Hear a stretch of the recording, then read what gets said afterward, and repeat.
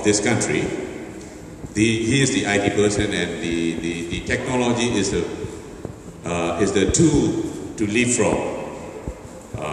So he would like to ask your support, the Britain's support, in technology and legislative support. Yeah, legislative changes support, yeah. Okay, well I think we'll have both. I hope you'll forgive me if I say that amongst all the other things that are being done, you've got magnificent natural resources, and oil and gas and timber and gems and the seed corn of future prosperity. It will be a great thing to develop mobile telephony in your country. And in fact, some of the protests back in 2007 became known to the world's media and world's population because of the internet and mobile telephone images. But simply in terms of the use of mobile phones here, you know, it needs to be, I'm sure you'd agree, hugely extended. In terms of support for your Parliament, there is a role to play for the Westminster Foundation for Democracy and for DFID. But my colleagues and I discussed with Aung San Suu Kyi yesterday, and we will continue discussing further, what we can do, including what the British Parliament can do to support your Parliament. And this will be on my mind, if I may say so, every day from when we go back from here until we deliver some concrete benefits. I don't want to raise expectations. We cannot sign a blank cheque. We cannot do everything. But with other partners, we clearly can help, and we must help. And I hope you can tell it is my mission, supported by my colleagues, to ensure that in every practical, reasonable way, we do help. Not just moral support, but practical assistance to support and develop your democracy.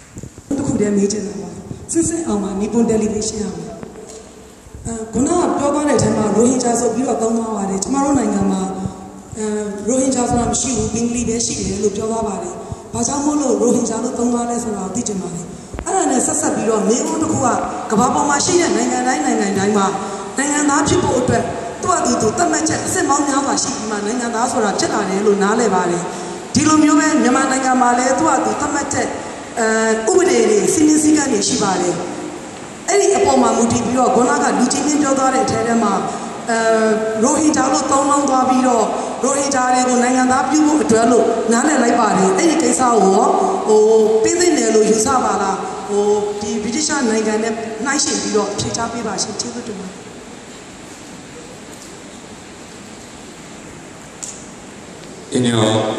speech, the Bengalese people are referred to as Rohingyas, and there's no Rohingyas in this country to her views, and no Rohingyas in this country, what? There's no Rohingyas, according to her knowledge, there's no Rohingyas in this country, but Bengalis. So, and the thing is, why do you use the word Rohingya? That's the first question. And the second thing is about the citizenship law. Every country has their own standards of citizenship. Every country defines what citizenship is. So, in your speech, you said that these Bengalis or Rohingyas, whatever you call it, are to be granted citizenship. Compared to your British experience, how you would handle it if you were in our shoes? Thank you. Okay, I'm happy to answer that. First, you put it to me that there are no Rohingyas in your country. What I would say to that is, there are people who say what you've just said, and there are people who say, actually, there have been Rohingyas in your country for a very long time, certainly going back to previous centuries.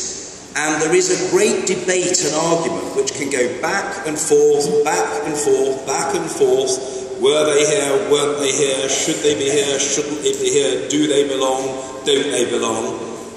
The fact is that they regard it, the Rohingyas regard it as deeply offensive to be called Bengalis, which they regard as basically a way of saying, you're foreigners, we don't want you here, get out. And also, forgive me saying so, the fact is they are in your country and they are not the responsibility of any other country. They are going nowhere, and Bangladesh will not house them. In many cases, they have lived here for at least 3 generations, if not more. And when you say, how would we handle it if we were in your shoes, I think what I would say to you is we would want to handle the matter, and we want your government to handle the matter in a way that is internationally accepted by international human rights standards. And that must mean a review of the citizenship law. I didn't say, and I'm not arguing, that every single Rohingya is necessarily to be granted citizenship, but what I do say is that each case should be reviewed, and where people can show that they have lived in your country for 3 generations or more, they absolutely must be entitled to citizenship. The idea that they should be driven into the ground, or can be chucked out of the country, or can be treated as 2nd or 3rd or 4th class citizens because some people don't like them, is absolutely unacceptable. I'm sorry to use the word, but the attitude that they should be treated in that way, there's no other word for it, is racist. It is racist. And that racism, I'm afraid, is not internationally acceptable. So if the leadership of your country, your government, President Thein Sein and others, want your country to be regarded as an international exemplar of good behaviour, the sort of country in which people should invest, the sort of country that should enjoy respect around the world, then I'm afraid the simple fact is it must behave in a way that the international community regards as acceptable, decent and humane. You spoke to me, and I thank you for doing so, most courteously, but also most openly and candidly, as we would all want. And I hope you will understand that I am trying to show respect for you, not by waffling or mincing my words, but by giving you a very straightforward and robust answer. Let there be a review, let it be done in accordance with international standards, and let, if I may say so, a non-racist attitude prevail in the resolution of this long-running question.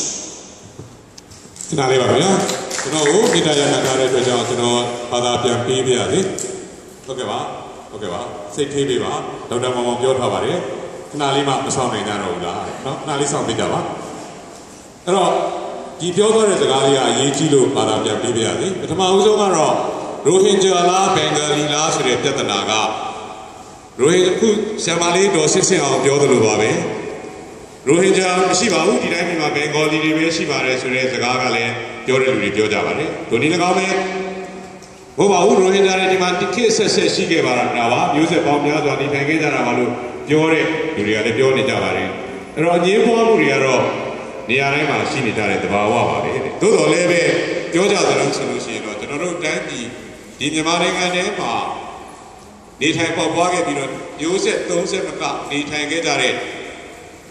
လူတွေရှိကြပါတယ်အဲ့ဒီလူတွေကသူတို့ကိုဘင်ဂါလီလို့ခေါ်လို့ရှိရင်သူတို့ရင်ထဲမှာသူတို့ကိုစော်ကားတယ်လို့ခံစားရပါတယ်ဘာလို့လဲမင်းတို့ဟာနိုင်ငံသားတွေပဲငါတို့နဲ့မဆိုင်ဘူးလို့ပြောတယ်လို့ခံစားကြရပါတယ်အဲ့ဒီခါကျတော့သူတို့ဒီနေခဲ့တာဒီမှာမျိုးဆက်30ရှိနေကြတဲ့ပုဂ္ဂိုလ်မျိုးတွေကိုကြားလို့ရှိရင်တော့ကျွန်တော်တို့ပြန်လဲစီစစ်ဖို့လိုပါလိမ့်မယ်မှန်ပါတယ်ဆရာမလေးပြောသလိုနိုင်ငံတိုင်းမှာမိမိတို့ရဲ့ဒီနိုင်ငံသားဆိုင်ရာသတ်မှတ်ချက်တွေမျိုးစုံရှိကြတာမှန်ပါတယ်သို့တော်လည်းပဲဒီလိုပြောတဲ့အတွက်ကြောင့်ဒါပေမဲ့ပြန်လည်သုံးသပ်ဖို့လိုတာကတကယ်လို့ဒါ ဒီနိုင်ငံတော်ခေါင်းဆောင်များအနေနဲ့ပြန်လည်စဉ်းစားတဲ့အချက်ကတော့ဘာလဲဆိုလို့ရှိရင်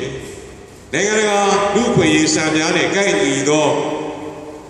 နိုင်ငံသားဥပဒေတရားဖြစ်လာအောင်လို့ပြောတာပါတဲ့ဆိုအဲ့လိုဆိုတဲ့အတွက်ကြောင့်ရိုဟင်ဂျာမှန်သမျှကိုနိုင်ငံသားအဖြစ်ပေးပါလို့တောင်းဆိုခြင်းမဟုတ်ပါဘူးတူးချင်းစီကိုပြန်ကြည့်လိုက်ပါသူတို့တွေဒီတိုင်းပြည်ထဲမှာနေခဲ့တာမျိုးဆက်30လောက်ရှိနေပြီ30မကရှိနေပြီဆိုရင်တော့သူတို့ဘယ်တိုင်းနေရာမှာလဲလက်ခံတော့မှာမဟုတ်တော့ဘူးဒီမြေပေါ်မှာပဲရှိပြီးဒီမြေပေါ်မှာပဲတမန်ဦးချလှုပ်ရှားခဲ့ကြတဲ့လူတွေဖြစ်တဲ့အတွက်ကြောင့်သူတို့ဒီနိုင်ငံသားအနေနဲ့ပြန်လည်ထိုက်တန်တဲ့ဆိုတဲ့အချက်ကိုသာပြန်ပြီးပြောတာပါအဲ့လိုဖြစ်နေတဲ့အတွက်ကြောင့်သားရောင်မတူတဲ့အတွက်ကြောင့်ကျွန်တော်ဆိုရင်အရက်ပုနေတဲ့အတွက်ကြောင့်သဘောအဖြစ်အဲ့လိုခွဲခြားဆက်ဆံခံရတယ်ဆိုတဲ့ပုံစံဖြစ်လာရင်ကျွန်တော်ဗမာဖြစ်နေလို့ကျွန်တော်ရှမ်းဖြစ်နေလို့ကျွန်တော်ကလားဖြစ်နေလို့ကျွန်တော်ကလဖြူဖြစ်နေလို့အစရှိတဲ့ပြင်ခွဲခြားဆက်ဆံခံရတယ်ဆိုလို့ရှိရင်အဲ့ဒီသဘောထားတွေပတ်သက်လို့ပြောရတာတခုမှရှိပါတယ်အာနာနာနဲ့ပြောပြရသေးမဟာလူမျိုးကြီးဝါဒပါမဟာလူမျိုးကြီးဝါဒဆိုတာကဒီလက်ရှိလူကဘာကြီးထဲမှာလူကဘာကြီးနဲ့လုံးဝမထိုက်တန်တဲ့ဝါဒဖြစ်တဲ့အကြောင်းကိုဖြေချသွားပါတယ်ခင်ဗျာအခုတယောက်နေပါလိမ့်မယ်ဒီကတယောက်ကကျွန်တော်ရင်ပုံကင်တင်ထားလို့ပါခင်ဗျာသူကျွန်တော်တခုနဲ့လှမ်းပြတ်မှာဆိုလို့ပါ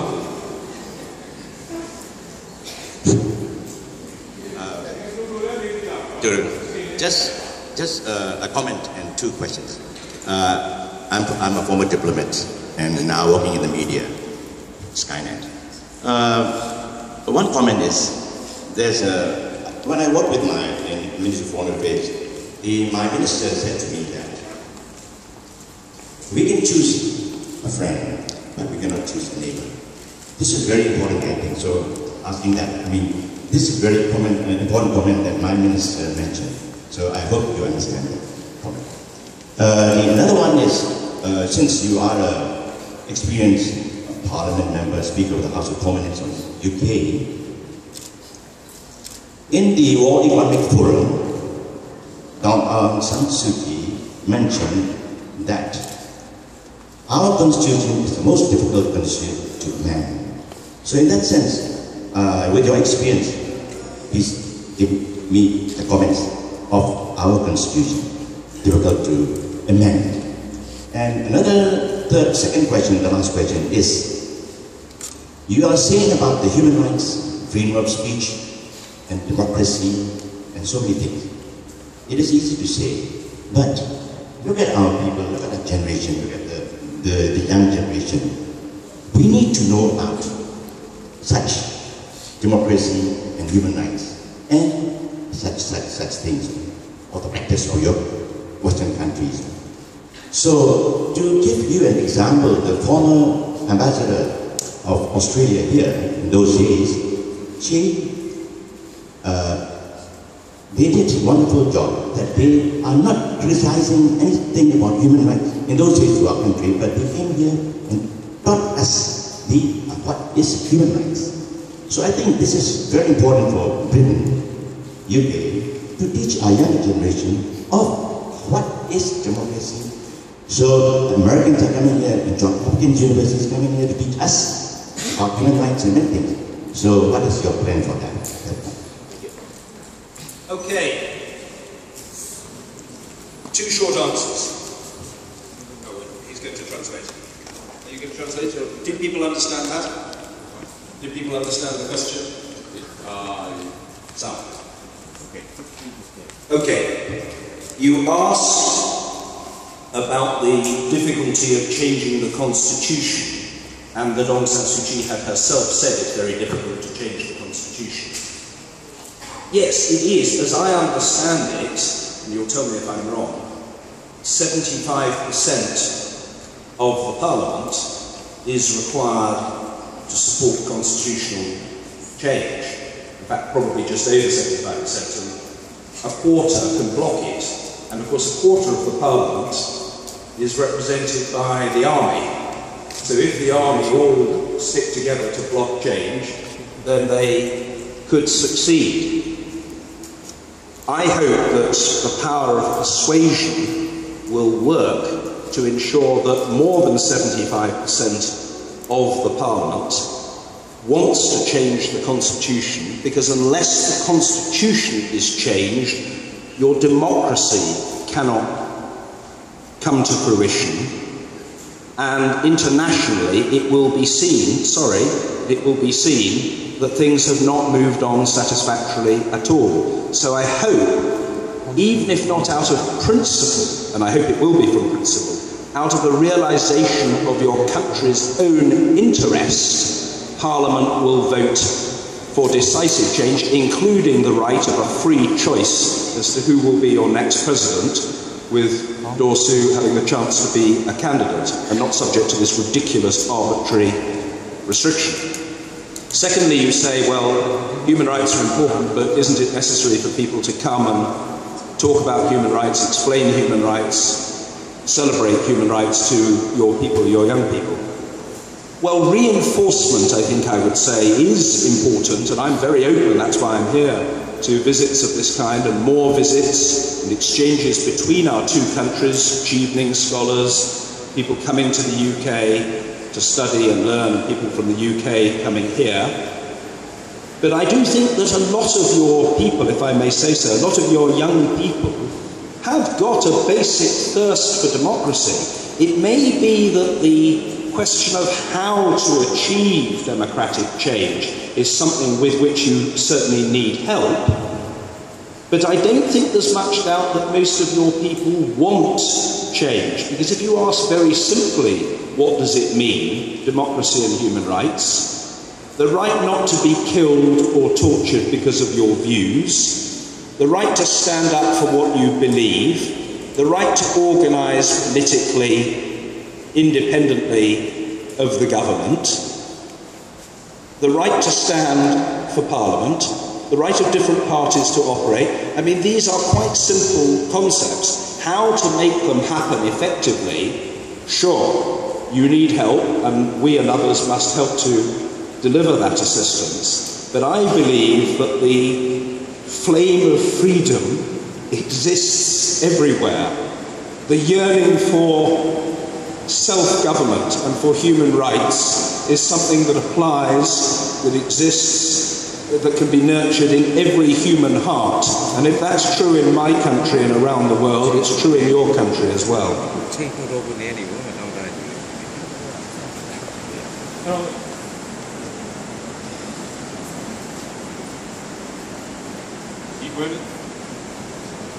Di buona è lunga,